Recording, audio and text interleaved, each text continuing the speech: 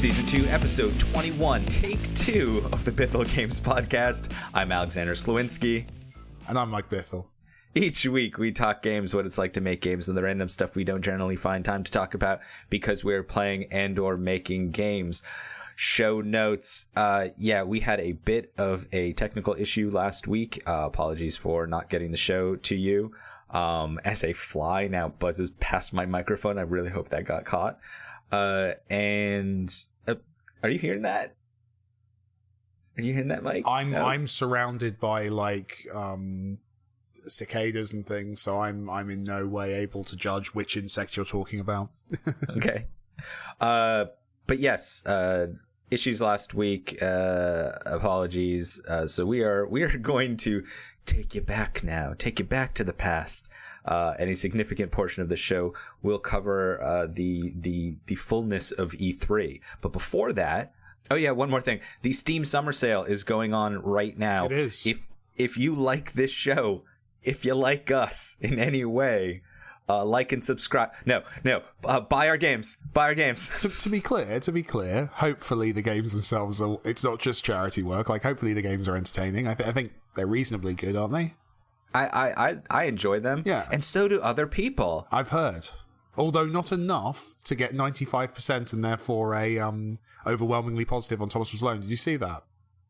My understanding is that there's always that hiccup the minute sales No, this was occur. before the sale, unfortunately. This was it looks like we got a couple of folks who decided they wanted to get Thomas Was Alone down, which is a shame. But it seems to be going back up again now, so that's good. That's good.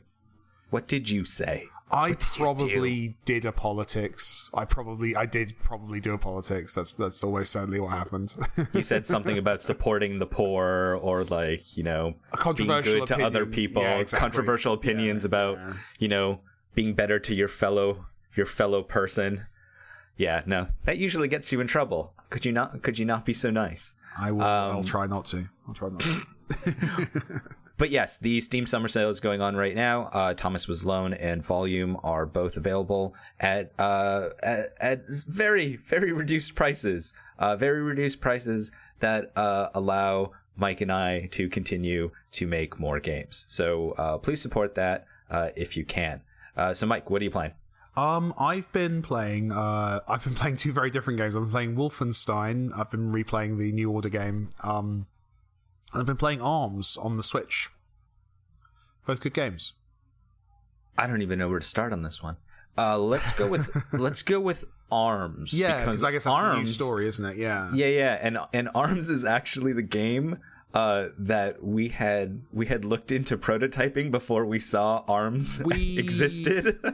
I remember the chain of events. We had a prototype basically. Yeah, I think we can talk about this, can't we? Yeah. Yeah. No. It's gone. It's buried. We had a prototype. We can talk about this. We had a prototype that we'd been bouncing around for essentially ARMS. Yeah, like a gesture-based fighting game. Long range attacks. We might revisit it one day, but that was a neat idea, I think. And yeah, ARMS is very good. And actually, the way it uses the Switch controllers, it's a gesture-based game. I wasn't completely aware of that when I bought it. I didn't realize it was literally you play the game by waving around the controllers. You can't play it in a conventional way. Oh, yeah, which was a surprise to me. But you know what? It works.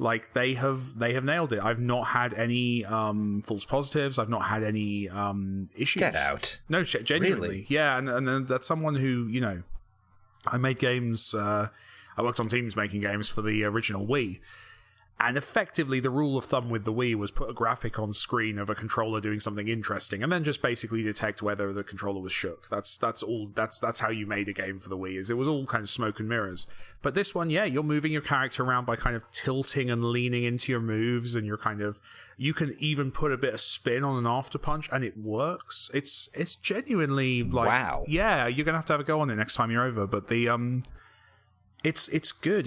And then in terms of the actual kind of game component of it, it's not super deep, but there's enough kind of tactical play in there. I was surprised there's levels, the arenas themselves. There's some really interesting environmental aspects to them. Example of that would be there's a level very early on where you've got you're fighting an enemy in kind of a coliseum, but it's got loads of columns all throughout the space, and the character keeps hiding behind the columns, so you have to learn how to like punch in an arc around the column with your kind of your you have to curve the bullet. You have to curve the bullet, and that's and stuff like that, where it's like that's more than I expected them to do. And then in terms of the game itself, it's just very upbeat. It's very, if you've played any Nintendo games before, you know the tone. It's very sunny and friendly. It feels almost Sega. It's got that kind of as a vibe. point of reference, is it Punch Out? Like, is it moving your hands Punch Out? Yes, that's definitely the origin. What they've done is they've worked out how to make that work at range effectively. So you've got, for people who've not seen it, you're punching, but you've got these elongating coil arms, so you can kind of swing your arm 30 feet away from you. So it becomes about how do you arc your arm in order to do things, how do you block with it. You have an interesting kind of the arms themselves are detachable, so you can swap them out, so you can kind of inventory yourself up to I'm going to have my left arm is going to be a spinning blade that I can throw, my right arm is going to be just a very heavy fist, and I'm going to alternate my attacks accordingly in order to take advantage of that. It's actually surprisingly deep in terms of what you can do tactically with unlocking and buying essentially new cybernetic arms in order to fight differently. It's really nice. So if you're sky punching, so that means that would mean I would need to bring over both of my Joy-Cons, right? So there's no way of taking one Joy-Con and giving your friend the other Joy-Con, or using a Pro controller or something like that. I don't honestly, I don't know. I've not tried yet. I wonder if you probably could come up with house rules where each of you had one controller for one arm, so you're fighting one-armed. I bet you could come up with house rules in a pinch, but I don't know. Maybe there is. But yeah, definitely next time you're over, bring over your Joy-Cons with you, and we'll have a fight. But it's I was pleasantly surprised, and like I said, the motion sensing aspect of it is really reliable, and that's, as someone who's had to do that before, that is a really tough thing to get right, and I think people tend to underestimate actually how hard it is to get motion controls feeling that good. And I'm enjoying it. I'm liking the tone of it. It's very silly, it's very charming. The art style's beautiful, the character designs are great. It's just just makes me happy. Alexander, how about you? What have you been playing? No, I haven't. You have more questions? I have more questions. Okay. Because this is, I mean, we don't talk about other games on the Zelda machine very often, so let's take a moment here. So, fun story. I genuinely had to work out how to play another game but Zelda on the device. I actually had to work out. Okay, so how do you use the menus on this? I feel like I finally now have a console rather than a Zelda machine. It's a Zelda machine, so it's fascinating to hear that ARMS is, I mean, it's not fascinating to hear that ARMS is good. It definitely I don't know how it's reviewed. Has it been well received? I don't know. I'm just gonna jump onto a popular game comparison website, game review comparison website. Let's have a look. But yeah, I mean, I'm still waiting for really Switch titles to start rolling out. It feels weird. I don't know. Maybe by the holiday season. Well, I saw a graphic that was I don't know if it was an official one or if it was something fans had made, where there's basically a high profile game out every month now. In terms of as long as everyone hits their release schedules. So you've got ARMS, you've got the Mario Rabbids game is out this year, isn't it? You've got Mario Odyssey coming out. You've got I think it was literally one tentpole a month, which obviously, sure, it could be done better and there could be more games. There could always be more games, but that's not terrible. So it's got a 77 Metacritic. So I'm not off piste here. I definitely think it's, if there's one thing, I wonder if it's a bit light on content. So that would be my one kind of wrinkle, is obviously it's a full priced Switch game, so I think it was about £45 I paid for it, and it's if it wasn't so unique, I think I would be less comfortable with that price point. But yeah, it's fun. And a little bit about Wolfenstein. Why'd you go back to that? Or Wolfenstein? It's. I feel we should do now the whole sketch now from the film. The whole. It's pronounced Igor. Igor. I went back because I saw because there was that extended trailer for the new one at the Bethesda E3 press conference. We'll get to that. And I just saw that and I was like, I loved that game, but then I remembered I'd only played about the first kind of 4 levels of it, and I can't remember. I need to look back at what came out, but something came out, essentially some big open world game or something, and I just never revisited it, and it's sat on my shelf since then in the kind of go back to it when you get a chance pile. And I just, having saw that trailer, I was like, yeah, I'll go and do that. And I did. I whacked the difficulty down to like the second to easiest difficulty level and just blasted through it over a lazy Sunday last week. It was absolutely fantastic. Really, just a really satisfying feel to the game. It's weird. It kind of now Doom's out. It feels a bit odd because obviously Doom really went for let's redesign and make something that feels incredibly true to the origins. Whereas Wolfenstein is still kind of a halfway house between like Call of Duty, or actually more reminiscent of Killzone actually, and those old games. So it still feels old school, but not quite as completely in that mold as Doom did. I'm interested to see what the next one plays like, but it's really good. And for me particularly, it's the art style. It's just, I absolutely adore the design. The visual design of it is absolutely incredible. That kind of taking what is a very specific look from the period and taking it forward to the 60s and kind of mashing those things up. For a graphic designer, there's just so many clever visual choices that they've made in terms of how that game looks. So I just enjoyed that aspect of it as well, and just seeing how they went for that. Also, as a tech nerd, you were way into that coffee. I was not so on it. So that was a really stupid Twitter conversation because because I wasn't on it. I wasn't into it on a tech nerd level because technically, if you've ever had to put any kind of physics into a game, anyone who knows physics knows actually that coffee is very simple. It is just kind of a spinning disc. It's not a big physics challenge, which was not my point. What my point was someone bothered.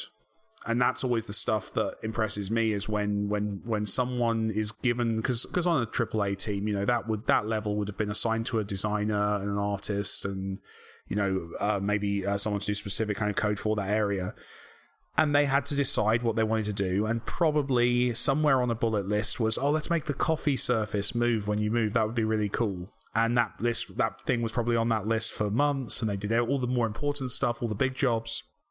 And probably someone went out of their way and worked a little bit harder to get that into the game as a fun little bit of polish, knowing full well that 99% of players wouldn't notice or care or think about it. And that attention to detail I'm always very impressed by in a game. So no, technically, yeah, I got a lot of programmers saying, well, it's not really liquid physics. It's like, no, it's not, but they bothered. And that's the thing.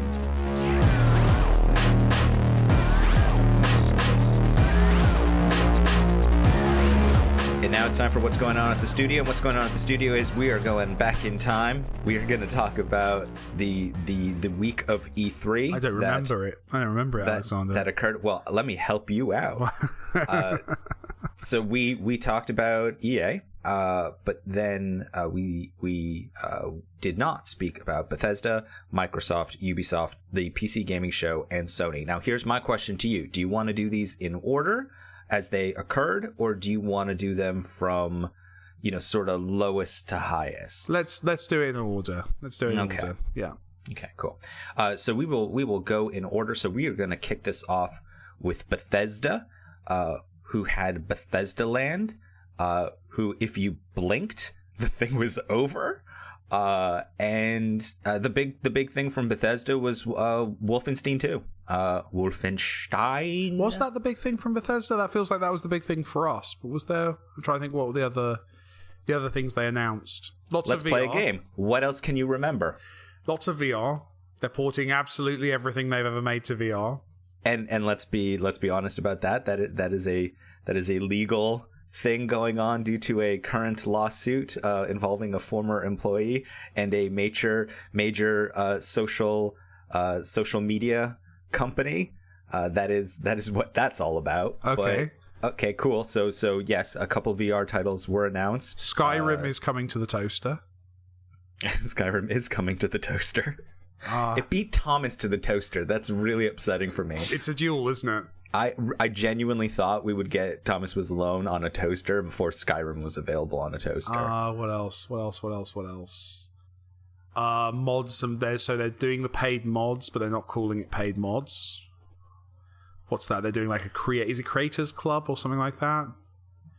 That was the name. You're remembering this stuff. I'm not remembering. I remember VR something Elder Scrolls cards something and Wolfenstein. I think this Wolfenstein. I think honestly, I feel like we've maybe been. Oh, there was a DLC for Dishonored as well. I wonder if we've just been spoiled. Basically, like obviously, Bethesda.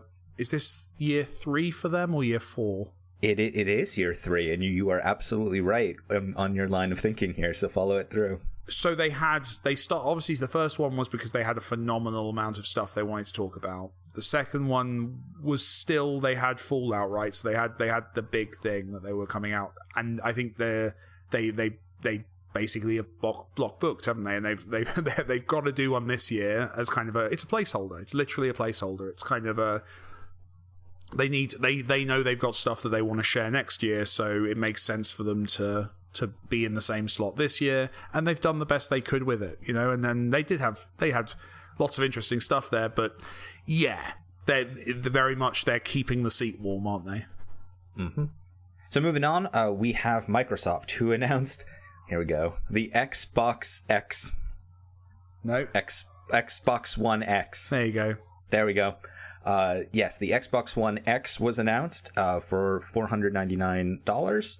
That is compared, if you want to throw that out there, to the Sony PS4 Slim, which is currently $249 and comes with a game, or the PS4 Pro, which is $399. So it is $100 more.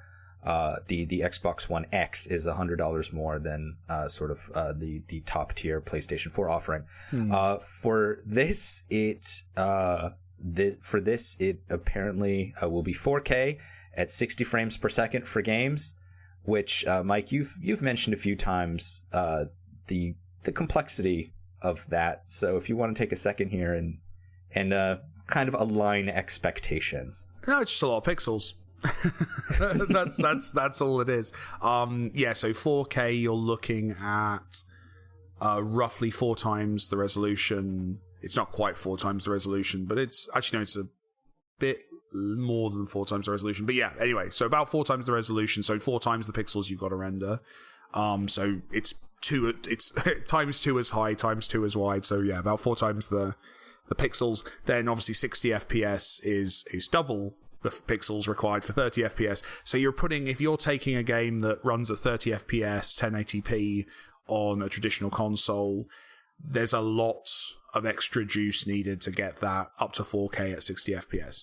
What I do think is the interesting thing here is if you were launching this as this is the Xbox 2 or whatever the hell they're going to call the next, if they ever do have like another kind of mainline big release console rather than just kind of these iterations. If this were like, we are starting a new console, it is incompatible with the old stuff, and we've got some launch games for it, and it's its new thing, I think that would be challenging. What they actually have done is they've made a platform that is going to be concurrent with much lower spec hardware in terms of specifically the PS4 and the original Xbox One and Xbox One S. And that means that actually they're going to get those upgrades just as a result of brute forcing it with the hardware. You know, taking a game that runs at 1080p 30 FPS on a PS4 and letting that run at a higher resolution and a higher frame rate is easier, I suspect, I haven't done it yet, but I suspect, than building a game from scratch for big new tech. So I think it's going to do very well as the Do you remember with the last generation where a game would come out on Xbox 360 and PS3 and you'd get the Xbox 360 version because it would look a bit better? That's what they're trying to, I think, reproduce. And I think that's what they're going to get. They're going to get, just from that extra hardware clout, they're going to get the slightly prettier version of the cross-platform games. The question is, can they have these first-party stuff and the exclusivity stuff to kind of justify the purchase to people? Yes, that's sort of the debate, and we'll have to see how customers kind of feel about it. Because they're clever people at Microsoft. I'm sure they've got some cool stuff up their sleeves. But it's like it's the regular PS4 versus the PS4 Pro. The PS4 Pro didn't really set the world on fire. So the PS4 Pro, in fairness, is nowhere near, as I understand it, nowhere near the specs of the Xbox One X, One X1. But it is it's a fair comparison to make. I think the issue with PS4 Pro, I would say, would be the messaging of just, I don't think the PS4 Pro is probably technically able to do 4K and 60 FPS. It's in most cases it seems to be kind of one or the other you're doing. So yeah, I don't know. And the other thing, of course, is 4K doesn't seem to be setting the world on fire in terms of being 60 FPS. Definitely, I think a majority of gamers would love every game to be in 60 FPS for sure. But in terms of 4K screens, you need a very big television, or you need to sit disastrously close to your existing television to really see much of a difference. There is a difference, but it's not. It's definitely not the difference between standard def and HD 10 years ago. Other big things from the Microsoft presser was the unification of Minecraft. So now your Minecraft content can be shared across various platforms that are now our Minecraft devices. That makes sense. And was probably a very big technical challenge, actually, in fairness to the developers. That's tough. It is surprising that was not a bigger deal. I think it was. I don't know if I don't think players understand how hard it is to retroactively do that to a multi-platform game. Yeah, it didn't feel like there was enough attention paid to it, or that it's a weird one, but it is. You're saying that the game's press is not in perfect alignment with the majority of the gaming audience in 2017, Alexander? No comment. There was also the Sea of Thieves, the first of two awesome-looking pirate games that I'm very much looking forward to playing. Sea of Thieves looked great. Yeah. That looked fun. Yeah, that is fun pirates. That is the more Sid Meiersy pirates. And beautiful colors, blue oceans, like the whole thing.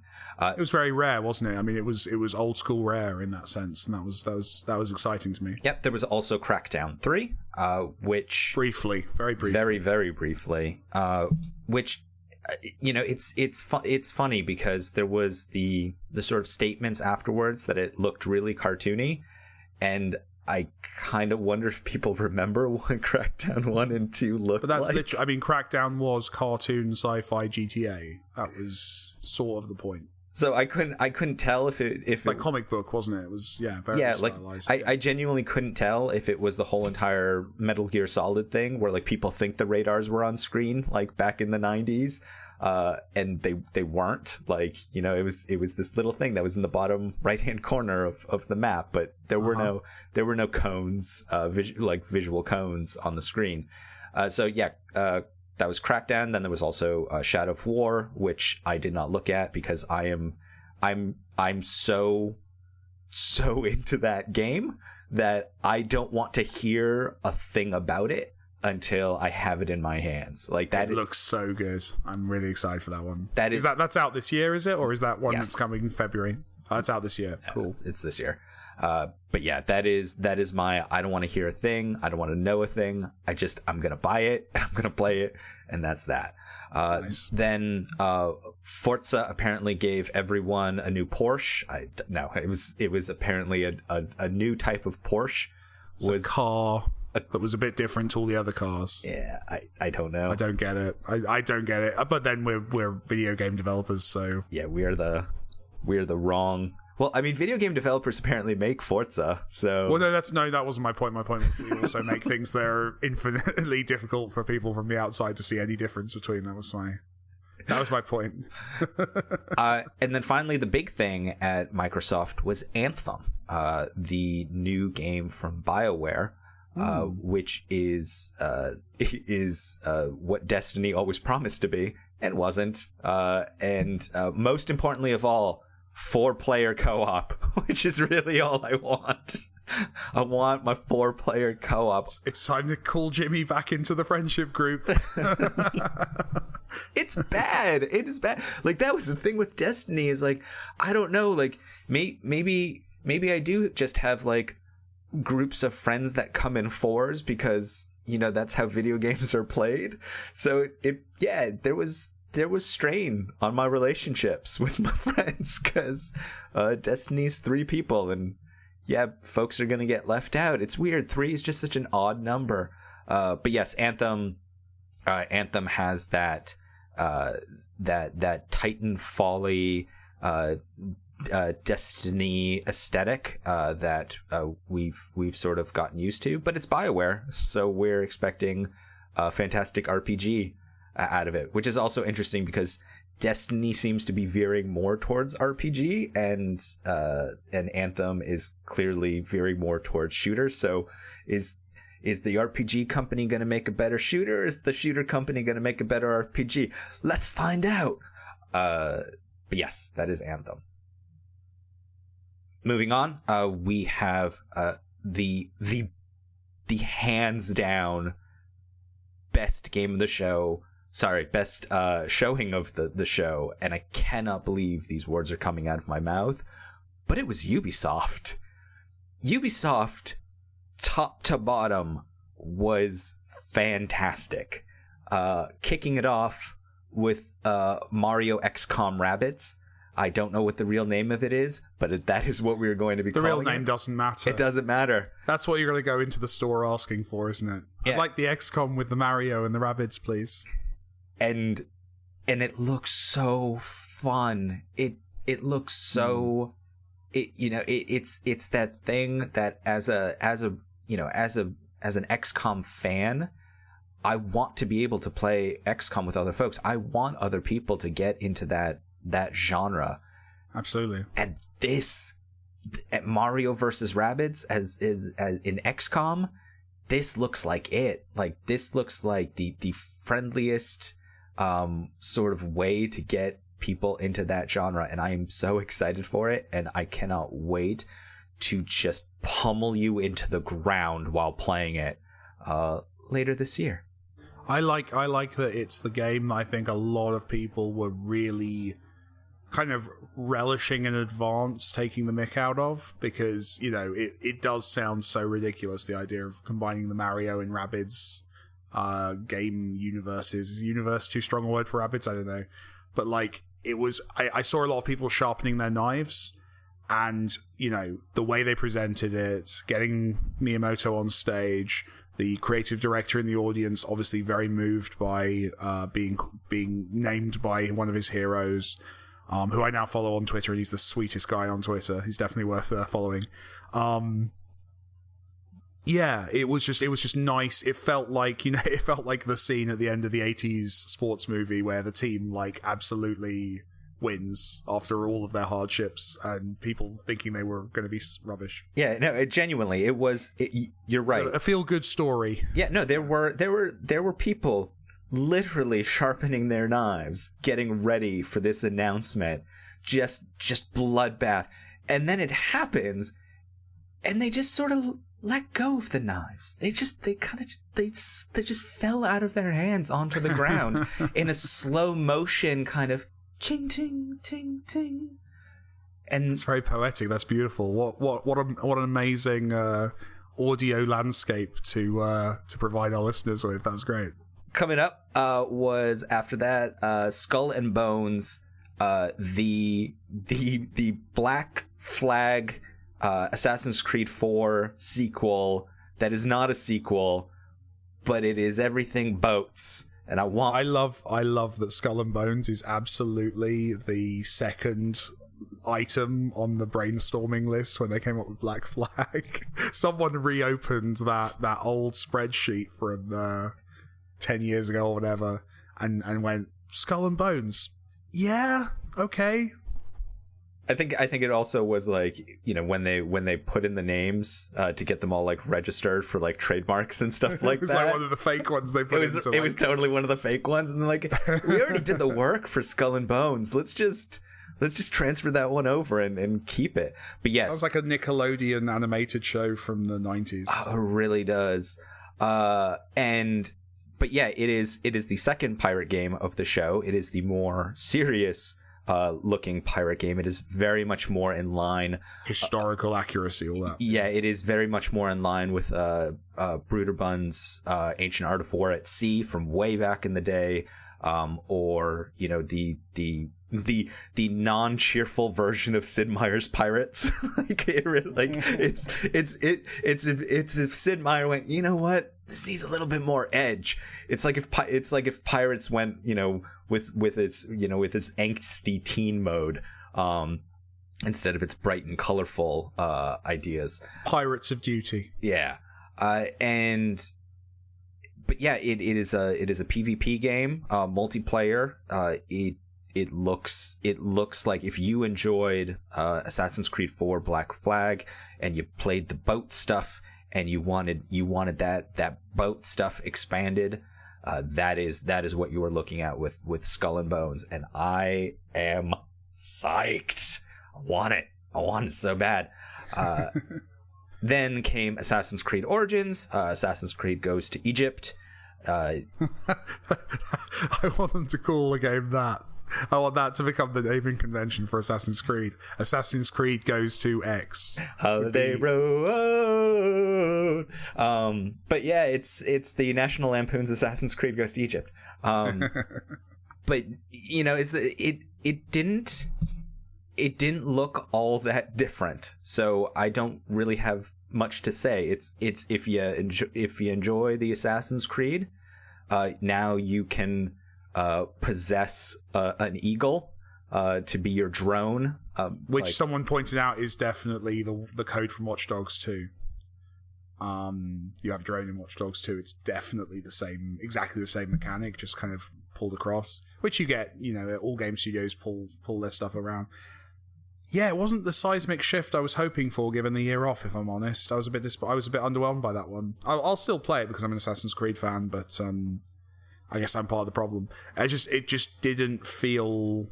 It felt like a yearly sequel. It didn't feel completely new, which is perhaps, you know, as you know, given how long these games are in development, probably naive to assume that there would be such a big difference. But yeah, I'm a bit underwhelmed by it. We'll see how the reviews come in.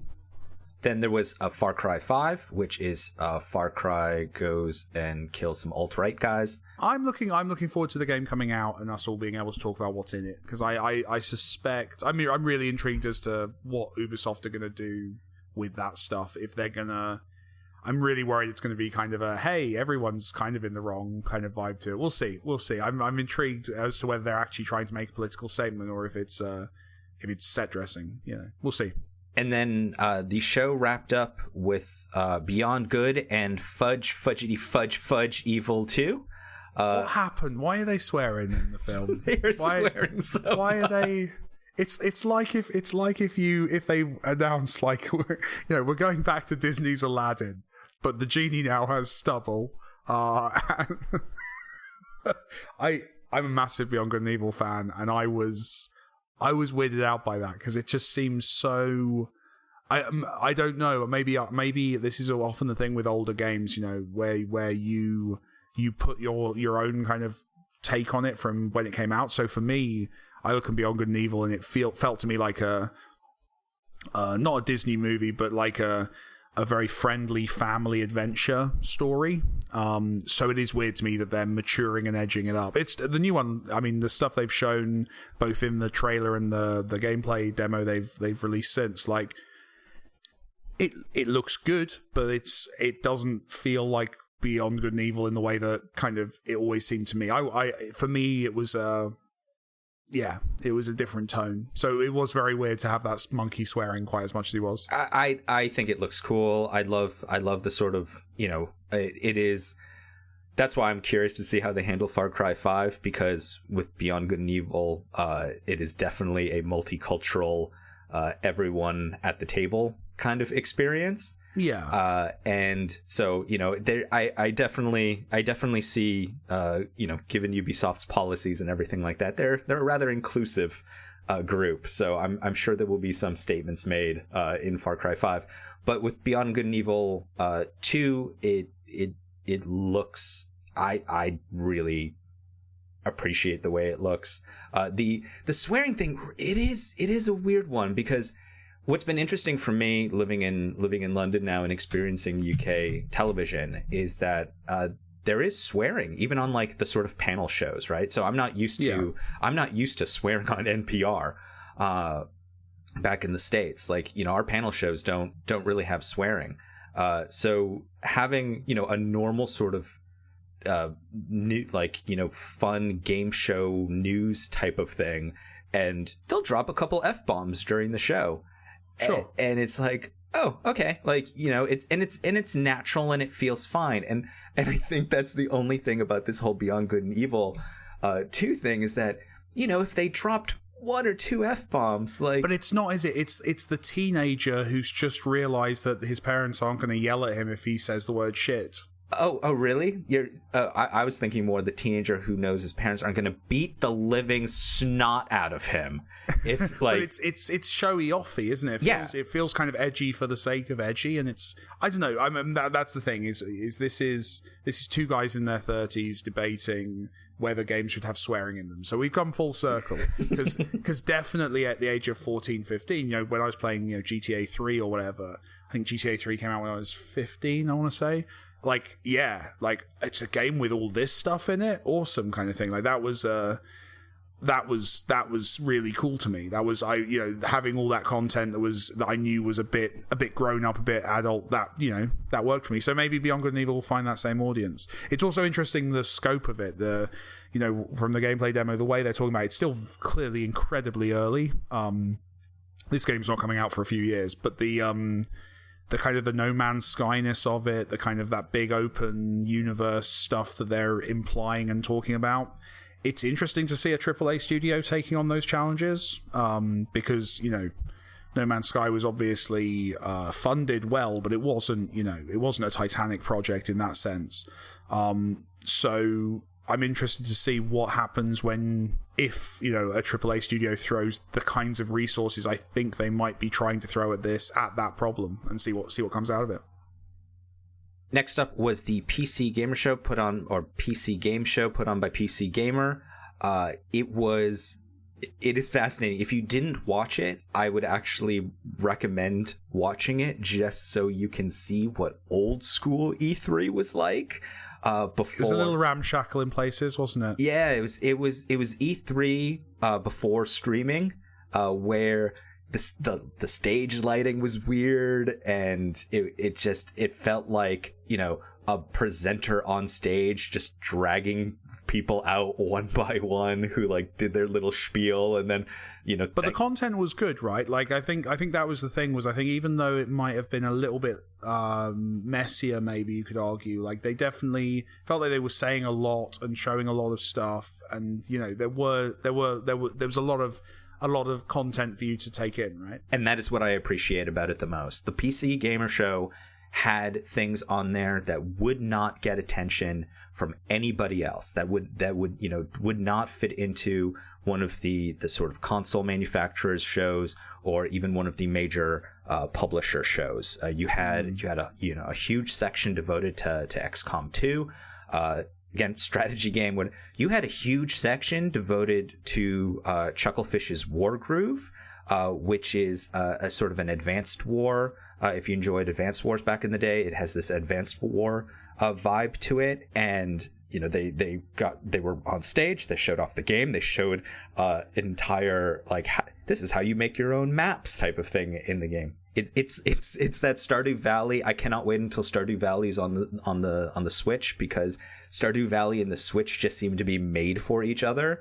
and Wargroove is that similar sort of like thing where it's like it is definitely made for like certain types of consoles, and it'll work really great for that.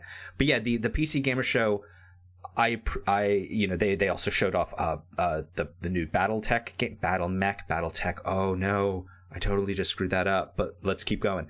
But from Harebrained Schemes, it that looks fantastic.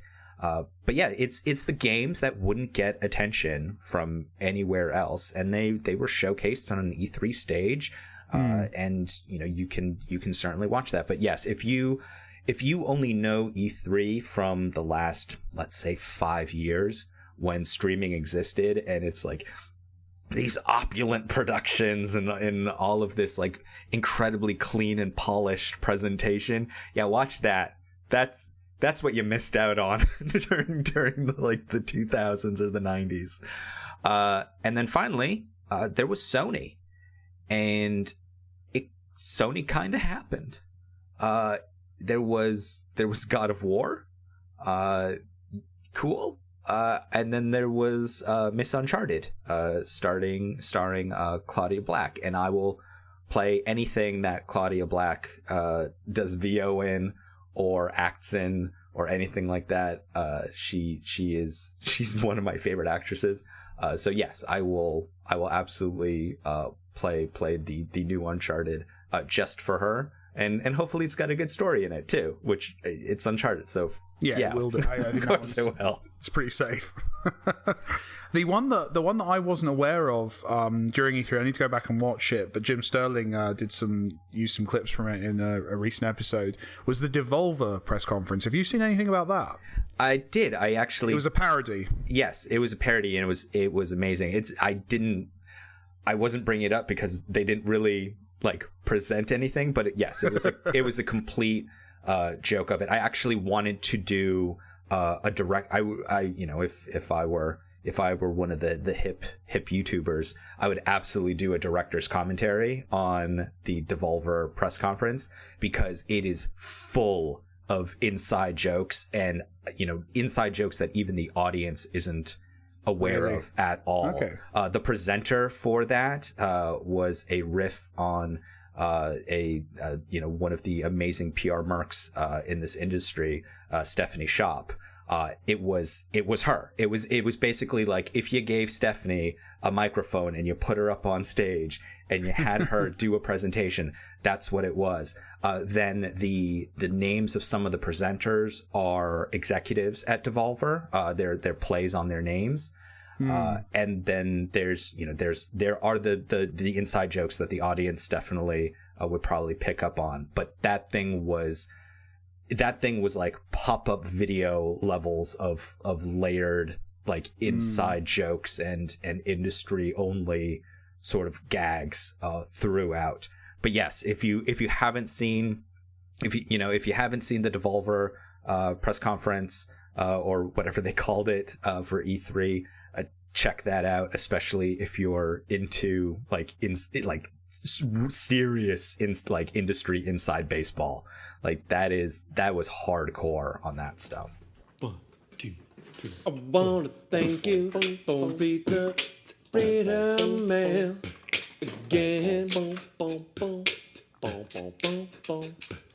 Thank you for reading mail again.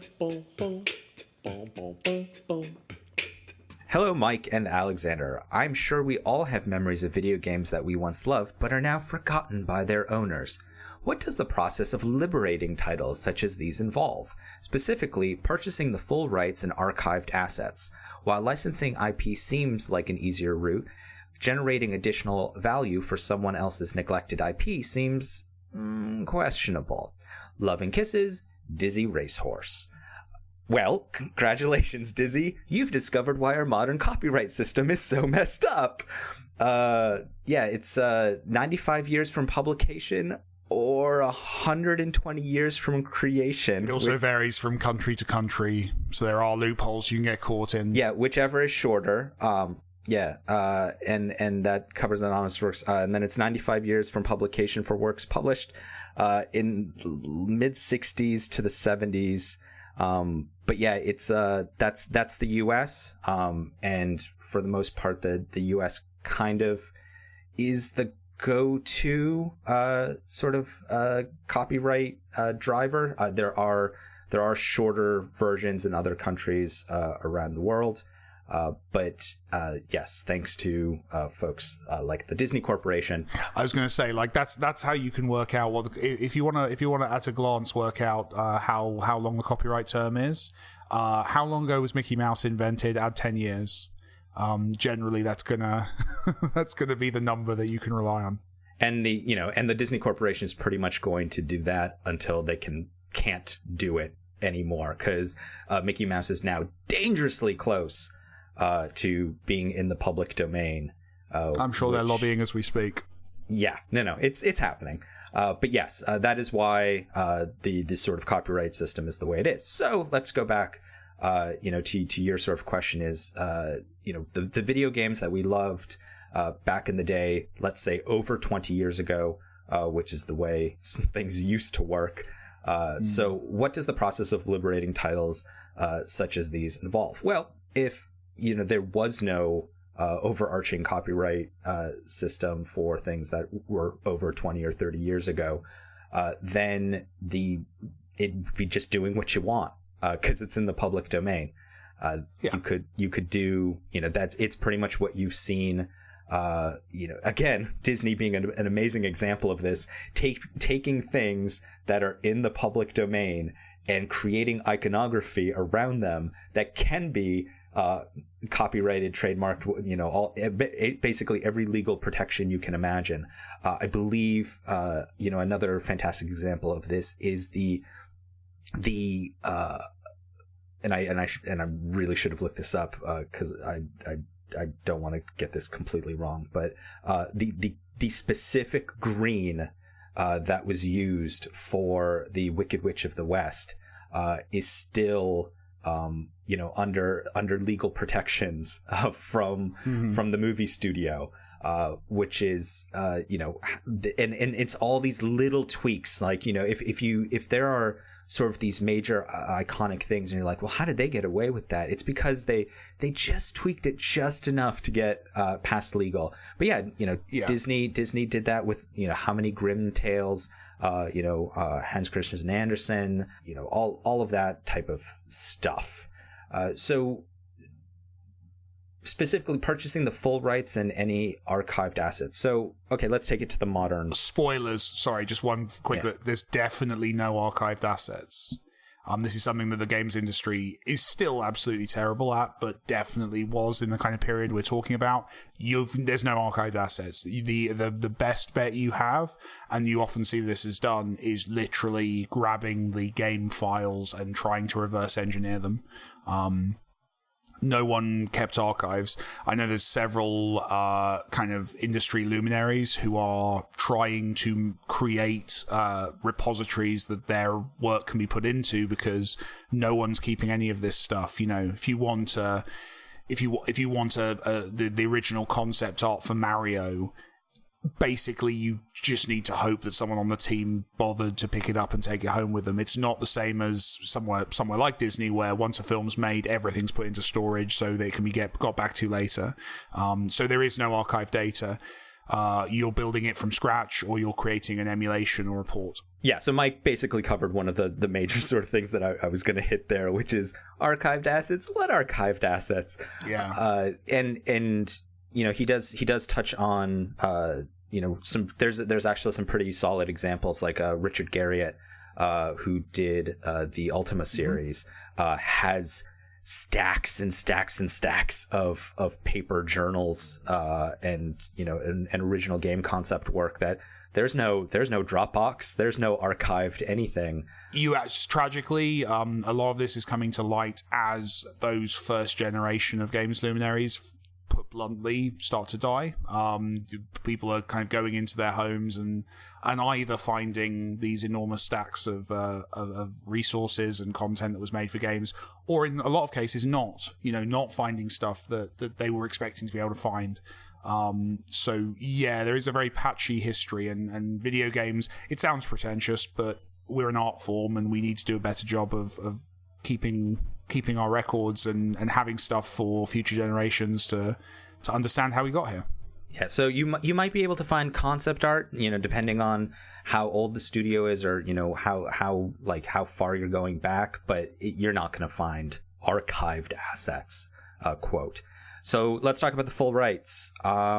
Full rights is, first you need to find who has the rights, which, depending on how far back you go, the contract law and all of that gets very, very sketchy. There are absolutely examples of people who thought they owned the rights to a certain franchise, sold those rights, new products were created, and then someone else comes out of the woodwork and says, no, I own the rights to that, and you've got a legal kerfuffle on your hands. So while licensing, as you noted, while licensing IP seems like an easier route, generating additional value for someone else's neglected IP seems questionable. But yeah, Jordan Weissman is an amazing modern example of someone who sold his IP back in the day and is now licensing his own IP back so that he can create more content for that. Is another entity making money off of that? Yes. But he made money off of it the first time around as well. So there's a very interesting sort of business brokering of intellectual property that, maybe you sold off your IP 20 years ago, but who better to come around 20 years later? And there's much more openness to that, I believe, now than there was even just 10 years ago, because these are passionate creators and they're putting passion into this work, and often the fans want them to be the ones working on it. Yep. So there isn't really a clean response here. So the liberation of this, there is no liberation. It is the only way you could really liberate it is if you find who owns the intellectual property and reach out to them and work out some kind of deal.